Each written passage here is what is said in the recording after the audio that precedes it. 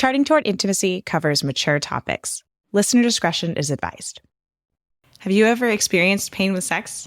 Did you know that there's actually several different types of pain with sex? In this week's episode, we are joined by Christina Walsh, the co-owner of Tighten Your Tinkler, to talk all things pain with sex and your pelvic floor. Welcome to Charting Toward Intimacy, the sex and intimacy podcast for Catholic women. My name is Ellen Holloway, and I am a Catholic speaker and coach who specializes in sex and marital intimacy. And I am on a mission to help you actually enjoy and desire good, holy sex with your spouse. Before we jump into the episode, I want to offer to you that we have a brand new, completely free download for you on 5 tips for less painful sex.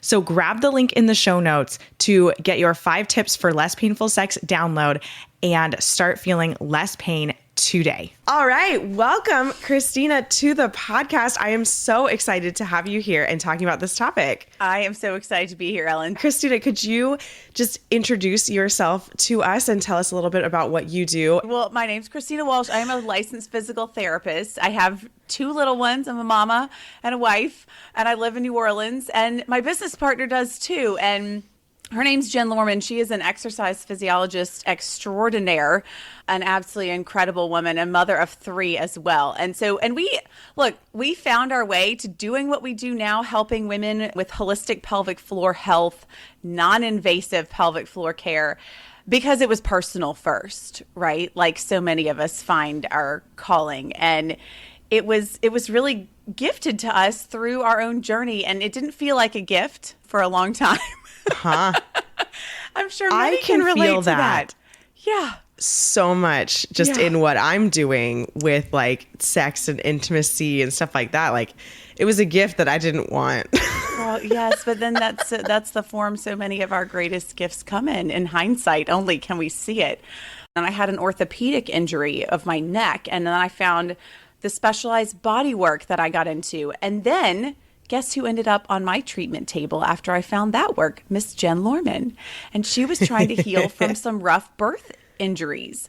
And I went to work with her, and we were separate businesses under the same roof when I then had my kids and had injuries I needed to heal from. And we, as a PT and an exercise physiologist, we are nerds for what we do. Like, we are all in.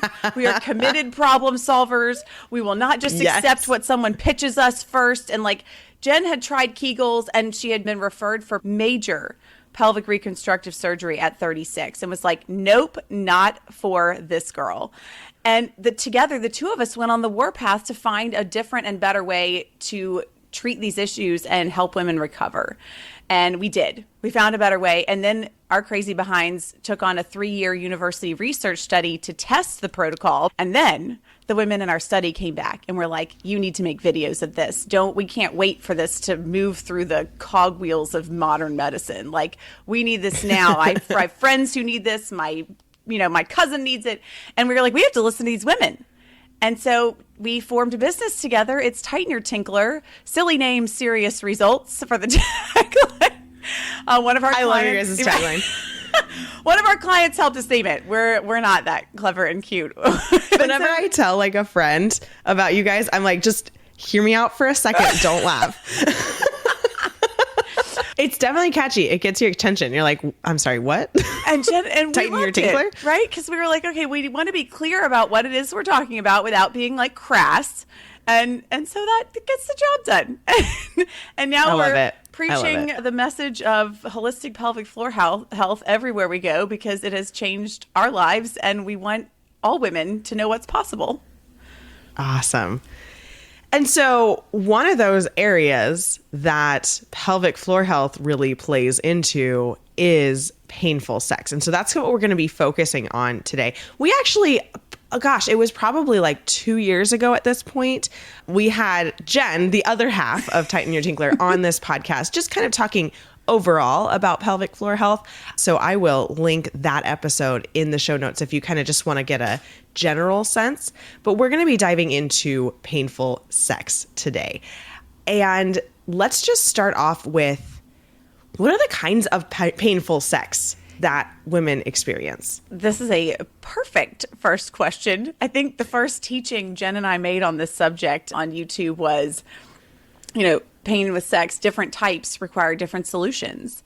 Because, I mean, you just instantly hit the nail on the head that it is not a one-size-fits-all problem, and therefore it's not a one-size-fits-all answer. And I know you've talked about this in various episodes already, and I love all the things that you've brought up, and those are all variables that are going to come up again, and then we'll bring that extra, perspective of the pelvic floor, specificity from our personal and professional experience. And so different types. The first and most common, biggest one we'll go into first, and I have the most kind of information to share on this, and it's pain with penetration. So pain at the vaginal opening where there's anxiety surrounding that. It feels too tight. It feels like maybe there's muscle spasms going on. And so that pain with penetration is probably the biggest one, the most common one, and the most painful one. That, Jen and I always say pain is a great motivator, and that's been our own story, right? Like when something's screaming at you, you have to do something about it. And something that impacts the most important relationship in your life at this level has to be addressed. There's nothing that screams louder.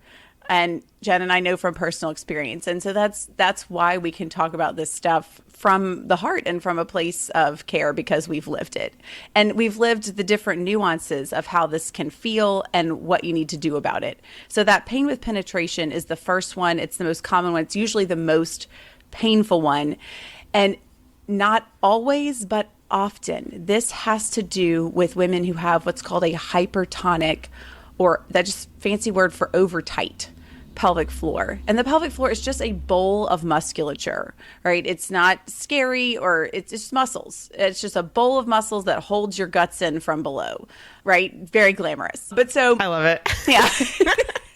But so very often through the stretching and injury that can occur, especially through pregnancy and birth. Now, I'll just do a little side note here that you can have an overtight and hypertonic pelvic floor having nothing to do with pregnancy and childbirth and healing. And this is the holistic perspective of zooming back that viewfinder and looking at that whole picture, because many women don't know that things that can kind of set you up to deal with this later are things like chronic stress, because you're guarding and tightening against something.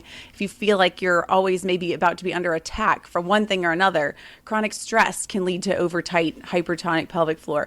A lifetime of chronic constipation or chronic coughing. So if you've had asthma as a kid, Jen has had asthma. So all these things, that downward pressure and straining through those muscles over a lifetime, also involvement in certain sports that exert a great deal of pressure on the pelvic floor. There's been research about cheerleaders being more likely to have pelvic floor issues. Not to say that if you were a cheerleader, you're definitely going to have this. I mean, this is things that have been noted to be connected. And what my intention here is to validate your journey. So if you're like, gosh, that's me, no wonder, because no one's connecting these dots most of the time for women. So then you have a pregnancy, then you have a birth, and maybe another one, and then another one. And that tissue has gone through so much. And sometimes in its efforts to heal, it gets too tight. And this is also why Jen and I don't recommend Kegels and internal devices, and we don't use them, because those things can even further exacerbate and increase that over tightening. And to be clear, this can be very confusing. A tight muscle, an over tight muscle, is also still a weak muscle, but it needs special care to be addressed properly. So lots of times this purported solution for this that women are being pitched is things that hurt, devices or manual intervention to press on and try to release knots in these muscles or stretch them like forcibly, dilators and things. I don't believe that that's the best option. I'm not saying it's never right. I think everything exists because it's right for somebody. But for those women who would really like to address this without having to be penetrated with devices or go through pain, there are other ways to coax those muscles to first relax and stretch. That has to be the first step if you're dealing with this hypertonic or overtight pelvic floor. We have to relax and stretch them gently. It is possible and not painfully. And then we add strength. Okay, so Yeah. a couple things are decompression technique. It takes the pressure off your pelvic floor, off your back, off your hips, and off your nervous system at the same time. Because if you have dealt with pain with sex, whether it started in the nervous system or whether it ended there because it hurt, as you've said so many times, and I could not agree more, you have to stop if it's hurting. Because if you try to push through it, it's only going to make that nervous system reaction stronger and more hard to break of this is going to hurt, this isn't right, and then you're going to clamp down further, right? And it's going to be hard to reach. Yeah. Our brain is so powerful when it comes to anything, but then particularly when it comes to sex, because sex is a very intimate, very vulnerable situation that you're in. And if you have experienced trauma, which any pain is a traumatic experience, a low-level traumatic experience, or maybe it's extreme pain and it's a high-level traumatic experience. Any trauma felt, your brain is going to be like, I need to avoid that at all costs. And it's a powerful protector. Right, which serves us well in so many capacities. I always try to come back to our bodies are always trying to help us. Because when you're dealing with this stuff, it can feel very much like what women tell us all the time and what Jen and I have been through emotionally ourselves. My body is betraying me. It was meant to give birth, to sustain pregnancy. What is wrong with me? And you feel broken. And I mean, I can become emotional because this is so deep. And so you have to interrupt that nervous system loop by, first of all, not pushing into it. And then by taking care of yourself, your body, and your nervous system from a place of gentleness, from a place of compassion. That is essential. And that is why, look, unless it's some kind of extreme case or you want to go down that road, that's why we never recommend devices that hurt or taking any kind of treatment path that further causes pain, because it's just counterintuitive. You know what I mean? Like you said, from a brain science standpoint, it doesn't make sense. And there are other ways. Thank you for all that you've already taught on this topic. I could not agree more. And what you said also brought up, you can be predisposed to deal with this if you have had already a history of birth trauma or sexual trauma. And trauma is in the person, not the event. So give yourself a compassionate and grace-filled view of what that even means. Because if it pushed you past your ability to cope at that time, it was traumatic. I don't care what anyone else thinks or judges about what you went through. So that also can set you up to be more likely to experience this stuff. And so many women, the next question is, okay, I'm having pain with sex, but over tight, hypertonic pelvic floor, how do I know if that's what I'm dealing with? This is a great next question. And there are a list of indicators that, especially if you have a couple of these on this list, I would absolutely dive down this tunnel of treating it this way as a hypertonic or over tight pelvic floor, because you may not have all the things on the list we're about to go through, indicators of a hypertonic pelvic floor, but you may have a couple, and you may have some light bulb moments as we're going through this, like, oh, and I have the pain with sex. Okay, this is probably me. So number one, inner thigh or groin pain. It can also be front or side of the hip. Most commonly inner thigh and groin pain. Okay, why is this connected to a hypertonic pelvic floor? Because that is the pain that presents when the joint at the front of your pelvis, the pubic joint, is out of alignment. And when that happens, okay, look, I'm going to geek out with you for a minute here. I'm keep it simple though. Okay, the pelvic. I'm so excited. The pelvic floor, and look, I normally get out my pelvis model when it's YouTube. I'm like, here's this. So you can find us there and look at all the pelvis model talks. But so why is inner thigh and groin pain a sign of a hypertonic pelvic floor? Because of that pubic joint being out of alignment. Because the pelvic floor, the muscles have to connect to bones. Right? That's their anchor points. And the muscles of the pelvic floor, one of the pelvic floor anchor points is your pubic joint at the front of the pelvis. Makes sense, right? It's got to connect to the bones of the hips and pelvis. That's the muscles that hold your guts in. So it's connecting that pubic joint at the front of the pelvis. And if that pubic joint is out of alignment, again, your body's always trying to work for you. those muscles are going to spasm. They're going to try to grab and hold that joint so it doesn't get further out or really dislocate. So your body, in an effort to help you, if that joint is out, those muscles are going to go into a state of over tightening to try to help you. So what's your solution? There's a video where I quickly teach you how to check your pubic joint for alignment, and we can link to that as well. And the solution for this is going to see a Webster certified chiropractor. And y'all, this is not a scary technique to adjust this. It is external, it is not painful, and they are uniquely qualified to help you with this. Many women, many times we think of this as the pregnancy and postpartum chiropractic specialty, but they are specially trained to do a very gentle, effective adjustment at this pubic joint. And if you are nervous about chiropractors, there's a couple other options, but this adjustment is not scary. Jen and I have both had it done, and it will start to change the course of allowing that muscle to finally start to calm down, because it will no longer have to be protecting you against that joint coming out of alignment. Does that make sense? Mm-hmm. It really does. It really does. Yeah.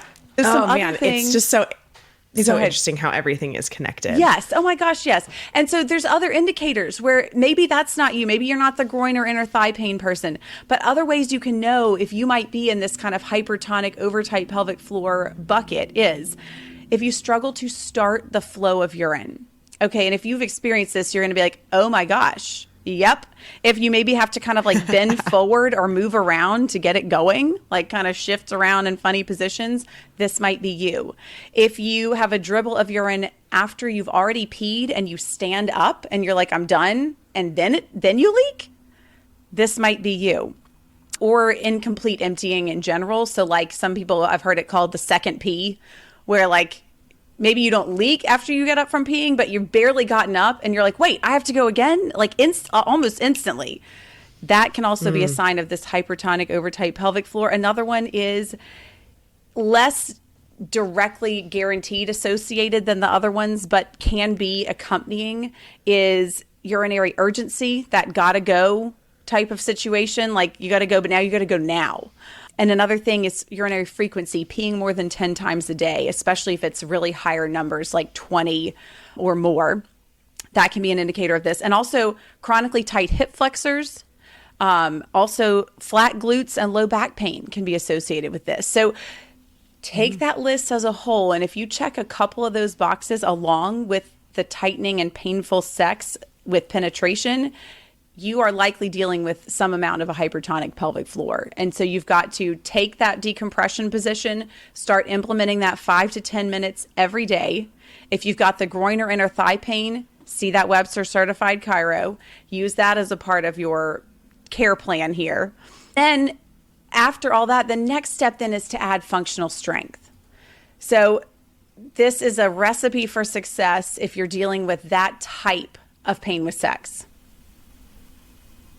Awesome. Oh my gosh. That's fantastic. So then what are the other types of pain with sex? Okay. The other ones are actually ones that, one of them is the primary one that I've dealt with, is one of the other ones that has bothered me the most is, and women use different words for explaining this. So I'm going to use all the words that I've used and I've heard other women use to describe this feeling. So many women, because we're stoic, right? We're the warriors and the moms and the leaders of our families very often, right? We're keeping all the balls in the air. So a lot of times women will not say this is pain with sex.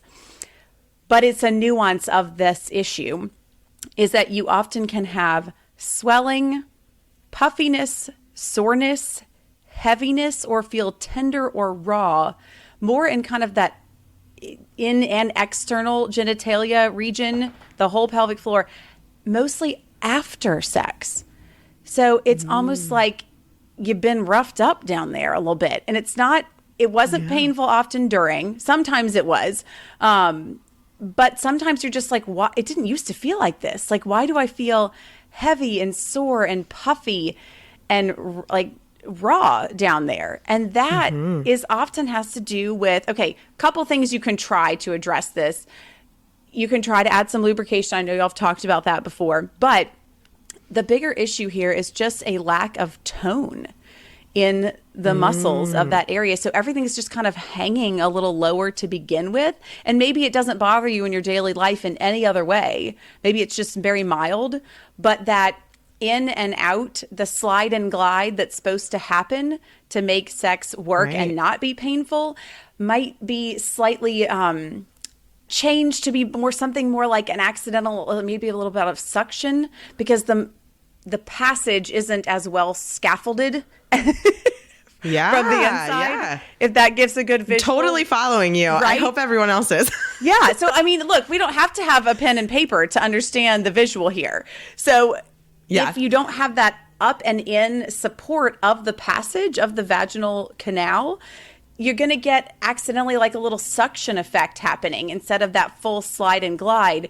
And when that happens, it does even kind of further kind of drag things down, if you will. Yeah. And so that by the end or afterwards, sometimes you're like, oh, what is going on? I didn't used to feel this way. Yeah. And that just means you need, yes, you can add lubrication. You can increase foreplay time. All of those things that I've heard you advise are great things to try. But then if you're still dealing with this after you've tried those things, it means you're just lacking tone, that kind of up and in scaffolding support from the muscles in that area. And you want to rebuild that to solve that problem. In the meantime, use that decompression position also as your ally here. You can do that before or after or both. And that does help to kind of offload, depressurize the whole area.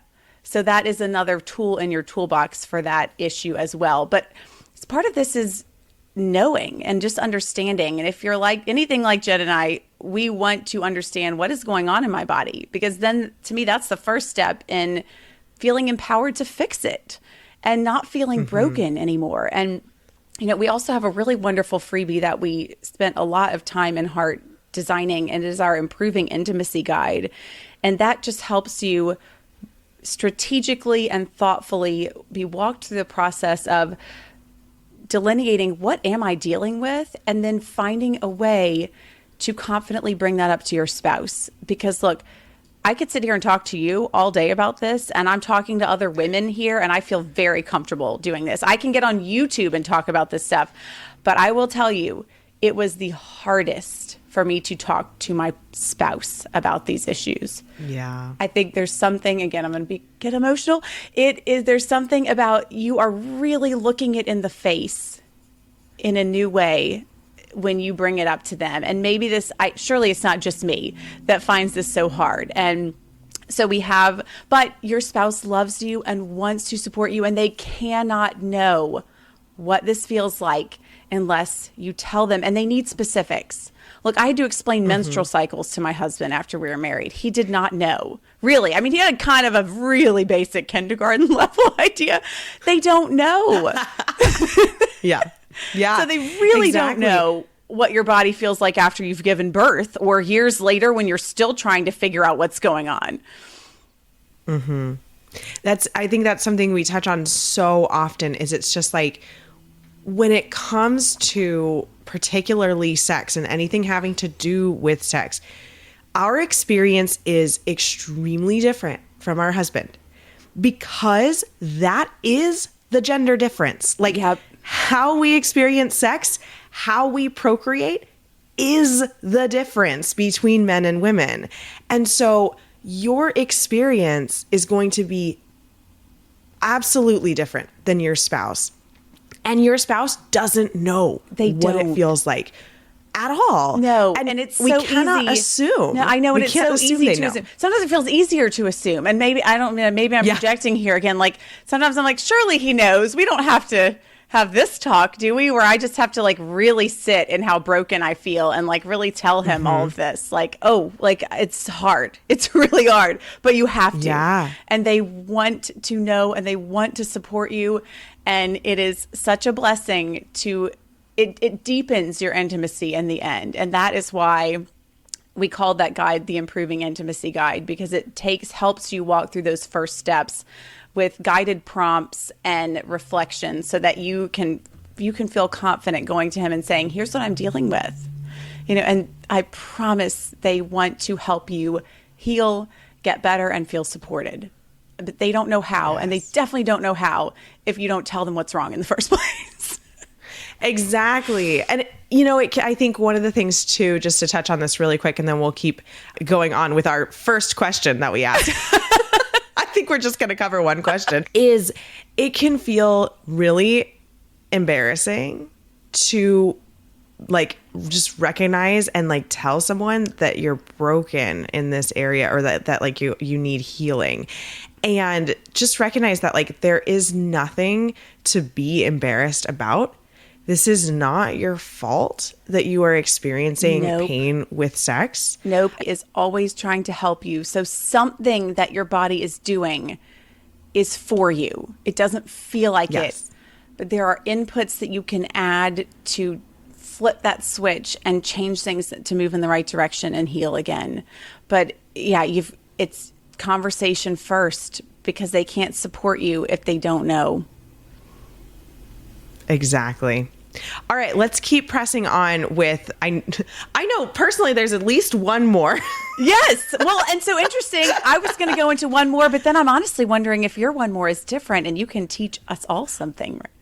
Let's chat. Let's see what your one more is and see if it's my one more. The one more I had in mind is maybe the least common, but also maybe something that we can in our head far remove and think, oh, this isn't pain with sex. Almost like how women don't often call that after puffy, heavy discomfort, swelling, pain with sex. Sure. Oh, no, I'm not having pain with sex, but okay, but this is not right.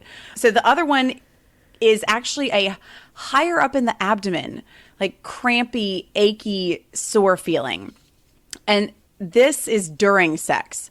So it's different from pain with penetration, which is more at the vaginal opening more often. This is higher up in the abdomen.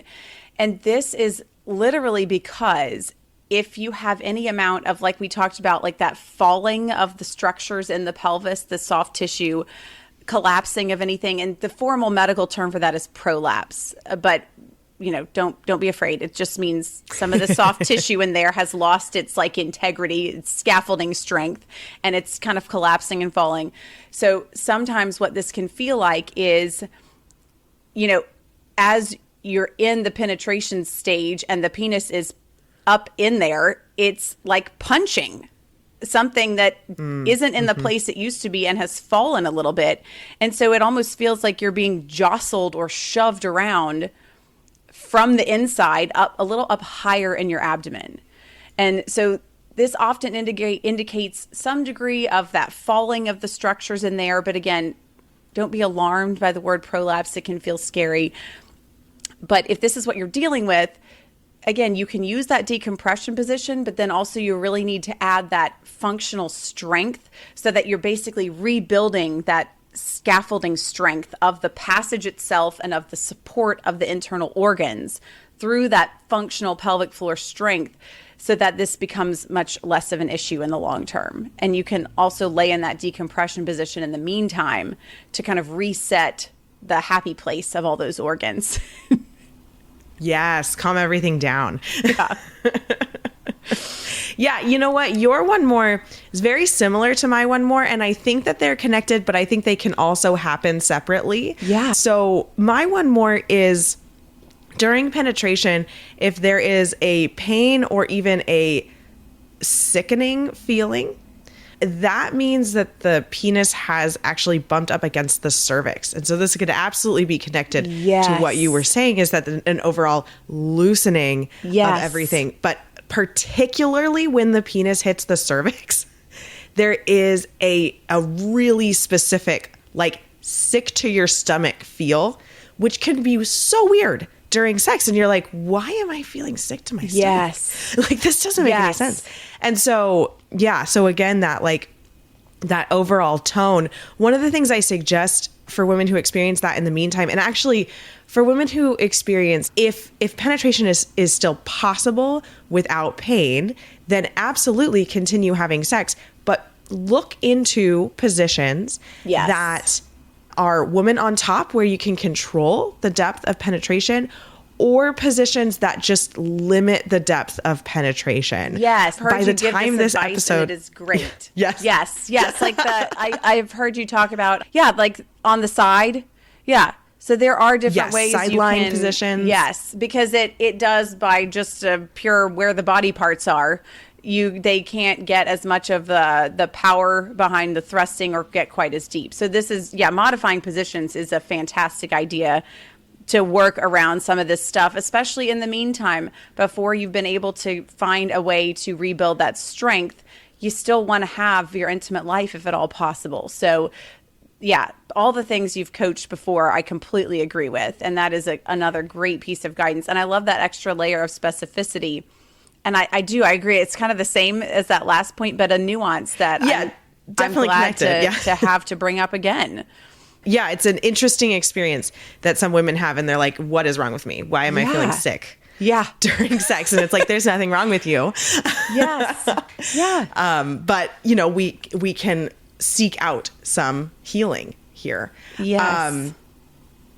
Well, honestly, by asking that one question, we really kind of covered the whole gamut. Was there anything else, Christina, that you wanted to add in, or just, how can women find out more about what you guys do at Tighten Your Tinkler? Totally. So we always say, we have all the teachings on YouTube and Instagram and everything. So probably if you're wondering something or your interest is piqued, we've probably done a teaching on it, and it might be something you're scared to Google, but we've had a teaching on it. So it's all there, and we're everywhere. And if your interest is piqued about the unique way that Jen and I walk women through addressing the functional strength piece, that is all what I talked about at the beginning. The way we came to this work ourselves was in developing this new approach, and it is online, and that is what started this whole business, and it's called our signature program.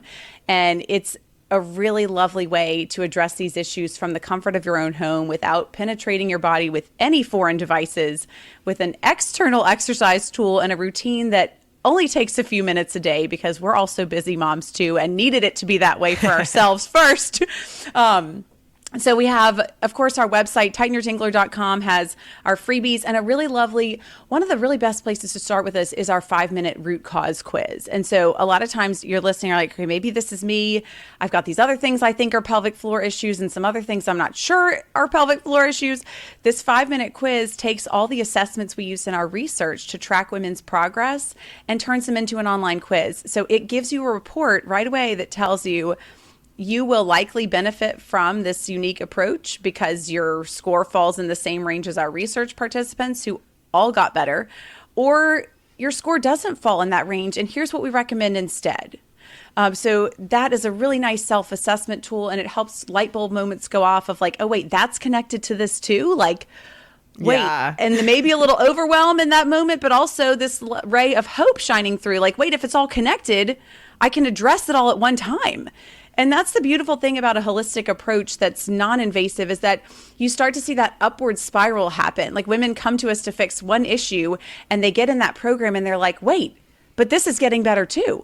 But I didn't know I was going to sleep through the night again and never have to get up to pee. Holy moly, I didn't know that was possible. So that's the upward spiral of a holistic approach. And that's why we love to offer this to women. And it is an at-home program. That is one option. Know yourself a lot. If you know you need in-person care and this at-home approach isn't going to be right for you, there are other options. This, Jen and I always say, what a great gift that there are so many options now to address this stuff. Mm-hmm. We are just honored to provide one that is exactly the right fit for some women. So if your interest is piqued and you want to learn more about the program, our website, tightenyourtinkler.com. If you're just I need to learn more from these girls, our YouTube channel is at Tighten Your Tinkler. We'll spill all the beans about everything. And we're on Instagram at tighten.your.tinkler and all those places. And I'll make sure Ellen you have all the freebie links that we talked about. So we're everywhere, and we have an inbox too. So don't be a stranger. There's no such thing as TMI, clearly. They are so fun to talk to. And for your listeners, and I personally, we have that special coupon code for $50 off the signature program. So charting 50, if you're feeling called that this is absolutely right for you and you end up hopping in our signature program, charting 50 gets you that $50 off just for Ellen's girls. Woohoo. Yeah. And I personally have used this and I loved it. It was fantastic. And I still, I upkeep as much as I can while pregnant has been a different experience. It is interesting to always feel the way our body receives things differently in different stages. Yeah. Because I discovered you guys between my second and third. So I'm pregnant with my third now. And doing the exercises pregnant, I'm like, oh, these are really different. But, it's interesting. We didn't design it for pregnant women, but we've had a lot of members who joined between pregnancies and then used it while pregnant and were like, wait, I don't feel nearly as bad as I did on the last one by the end of the pregnancy. So while we can't speak to the research behind that, we do know that it still anecdotally has helped many women through that as well. So it's just so cool what's possible when we give our body just the gentle nudge it already was looking for to heal. It's truly miraculous. Absolutely. Well, thank you so much for coming on the podcast, Christina. Thank you, Ellen, for all the work you do supporting women. Thanks so much for listening. If you are not already following us on Instagram, be sure to check us out at Charting Toward Intimacy. And if you listen to podcasts on a platform that gives you the option to rate or review, we'd love for you to do that because it helps us spread the word about the podcast. If you ever have questions, comments, or episode topic ideas, please reach out to us. We love to hear from you. You can reach out on Instagram or send us an email. Our email is in the show notes. Until next time.